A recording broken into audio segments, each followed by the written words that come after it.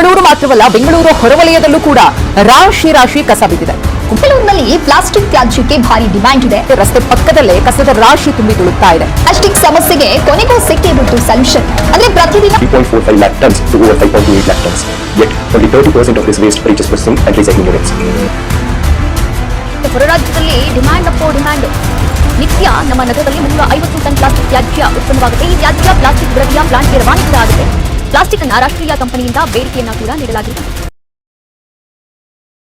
ಎಲ್ಲರಿಗೂ ನಮಸ್ಕಾರ.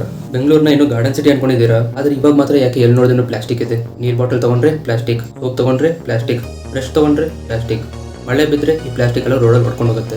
1990 ಮುಂಚೆ ನೋಡಿದ್ರೆ ನಮ್ಮ ಬೆಂಗಳೂರು ಗಾರ್ಡನ್ ಸಿಟಿ ಆಗಿತ್ತು. ಯಾಕಂದ್ರೆ ಜನರೆಲ್ಲ ಬಟ್ಟೆ ಬ್ಯಾಗ್ ಯೂಸ್ ಮಾಡ್ತಿದ್ರು, ಜೂಟ್ ಬ್ಯಾಗ್ ಯೂಸ್ ಮಾಡ್ತಿದ್ರು. ಈ ಬ್ಯಾಗ್ಸ್ ಯೂಸ್ ಮಾಡೋದ್ರಿಂದ ಅದು ಮಣ್ಣಲ್ಲಿ ಡಿಕಂಪೋಸ್ ಆಗಿ ಕೆಸರಾಗ್ತಿತ್ತು. 1990 ಆದಮೇಲೆ ಎಕನಾಮಿ ಗ್ರೋ ಆಗೋಕ್ಕೆ ಸ್ಟಾರ್ಟ್ ಆಯಿತು. ಹಂಗೆ ಪ್ಲಾಸ್ಟಿಕ್ಗೂ ಡಿಮಾಂಡ್ ಜಾಸ್ತಿ ಆಯಿತು. ತುಂಬ ಜನ ಬೆಂಗಳೂರು ಬರ್ತಿದ್ರು, ಅಂದರೆ IT ಬೂಮ್ ಆಗ್ತಿತ್ತು. ಮತ್ತು ತುಂಬ ಜನ ಪ್ಲಾಸ್ಟಿಕ್ನ ಯೂಸ್ ಮಾಡ್ತಿದ್ರು. ಇವತ್ತು ನೋಡಿದ್ರೆ ಬೆಂಗಳೂರು ಮಾತ್ರ 4,000 ಟನ್ ಸಾಲಿಡ್ ವೇಸ್ಟ್ನ ಪ್ರೊಡ್ಯೂಸ್ ಮಾಡ್ತಿದೆ. ಅದರಲ್ಲಿ 20% ನೋಡಿದ್ರೆ ಪ್ಲಾಸ್ಟಿಕ್ ವೇಸ್ಟ್. ಈ ಪ್ಲಾಸ್ಟಿಕ್ನ ಮ್ಯಾನುಫ್ಯಾಕ್ಚರ್ ಮಾಡೋಕ್ಕೆ ಬೆಂಗಳೂರಲ್ಲಿ 2,000 ಕಂಪ್ನೀಸ್ ಇದೆ. ಅದರಲ್ಲಿ ಮೇಜರ್ ಆಗಿ ನೋಡಿದ್ರೆ ಪೀನಿಯಾ ಮತ್ತು ಬೊಮ್ಮಸಂದ್ರ ಇದೆ. ಅದು ಸಾಲದಿರ ಗುಜರಾತಿಂದ ಕೂಡ ಇಂಪೋರ್ಟ್ ಮಾಡ್ತಾರೆ ಪ್ಲಾಸ್ಟಿಕ್ನ.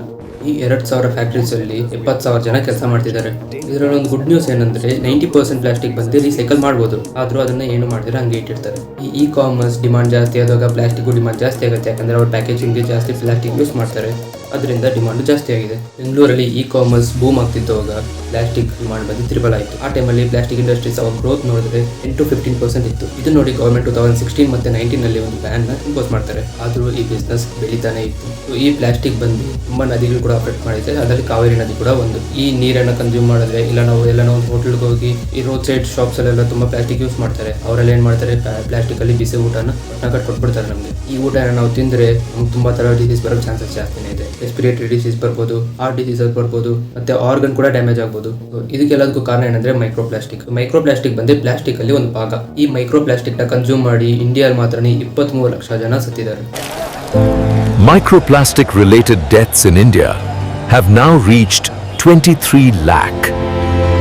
BBMP ಕರ್ನಾಟಕ ಗವರ್ಮೆಂಟ್ ಈ 2,000 ಫ್ಯಾಕ್ಟರೀಸ್ ಬ್ಯಾನ್ ನ ಫ್ಲೋಟ್ ಮಾಡಿದ್ದಕ್ಕೆ ಈ ಪ್ಲಾಸ್ಟಿಕ್ ಗ್ರೋತ್ ನ ಸ್ಟಾಪ್ ಮಾಡಕ್ಕೆ ಆಗಲ್ವಾ? 100% ಬಯೋಡಿಗ್ರೇಡಬಲ್ ಪ್ಯಾಕೇಜಿಂಗ್ ನ ಇನ್ನೂ ಯಾಕೆ ಮ್ಯಾಂಡೇಟರಿ ಮಾಡಿಲ್ಲ? ನಮ್ಮ ವಿಡಿಯೋಸ್ ಅಲ್ಲಿ ಪ್ರಾಬ್ಲಮ್ಸ್ ಮಾತ್ರ ಡಿಸ್ಕಸ್ ಮಾಡಿದಿರಾ, ಅಂತ ಎಲ್ಲ ಆಗಿದ್ದು ಒಂದು ಸೊಲ್ಯೂಷನ್ ಕೂಡ ಕೊಡಕ್ ನೋಡ್ತೀನಿ. ಸೊಲ್ಯೂಷನ್ 1, ಎಲ್ಲರಿಗೂ ಗೊತ್ತಿದ್ದಂಗೆ use and throw plastic bags ignore ಮಾಡಿ ಜೂಟ್ ಬ್ಯಾಗ್ಸ್ ಮತ್ತೆ ಕ್ಲಾತ್ ಬ್ಯಾಗ್ಸ್ ನ ಯೂಸ್ ಮಾಡಕ್ಕೆ ಸ್ಟಾರ್ಟ್ ಮಾಡೋಣ. ತುಂಬಾ ಜನ ಮಾಡ್ತಿದ್ದಾರೆ, ಇನ್ನೂ ತುಂಬಾ ಜನ ಮಾಡಬೇಕಿದ್ದನ್ನ. ಸೆಕೆಂಡ್ ಸೊಲ್ಯೂಷನ್ ಬಂದು ಈ ಏರ್ಪೋರ್ಟ್ ಅಥಾರಿಟೀಸ್ ಪ್ಲಾಸ್ಟಿಕ್ ಯೂಸ್ ಮಾಡಿ ರೋಡ್ಸ್ ಆಗ ಸ್ಟಾರ್ಟ್ ಮಾಡಿದ್ರು 2002 ಅಲ್ಲಿ.